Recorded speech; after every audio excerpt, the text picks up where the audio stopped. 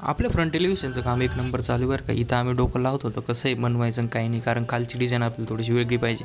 तर भाई तुम्ही काल बघितलंच होतं की फ्रंट एलिव्हेशनचं आपण एक प्लेन करून घेतलं होतं आणि मग सकाळी सकाळी आलो होतो भाई कामावर. तर तेव्हा कळालं की आपल्या ज्या साईडच्या भीती ते आज होऊन जातं वाटतं. एकदम जोमात काम चालू आहे. घरी आल्यावर कळालं मम्मीने मस्त दही आणि खिचडी आणि भाई त्याचसोबत मस्तपैकी भजे आणि पुऱ्या, एक नंबर जेवण झालं आणि डायरेक्ट झोप लागली होती. दुपारी आलो चहा घेऊन काम करण्यासाठी.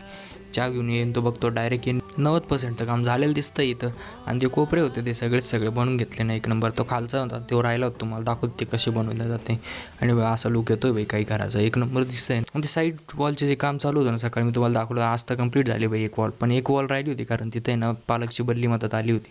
ते बघा हे असं करत असतात कोपरे खालचे, डायरेक्ट प्लेन वरतून घासत ते बॉटम लावून एकदम प्लेन करून. आणि आपलं जो वेंटिलेशनचा डग होता त्याच्यामध्ये येऊन प्लॅस्टर झालं होतं, कारण ते साईड बाय साईड आपण काम चालू ठेवलं होतं आणि खूप उंच होतं, याला टाईम लागला पण होऊन गेला. तू म्हणत होता ना आपलं काम लवकर का होतं, हे बघा आपल्याकडे डायरेक्ट जेएनजी वर्कर आहे इकडून बरं का. आता जी लास्टची डिझाईन आहे ना ती आपण डोकं लावत होतो कसं बनवायची.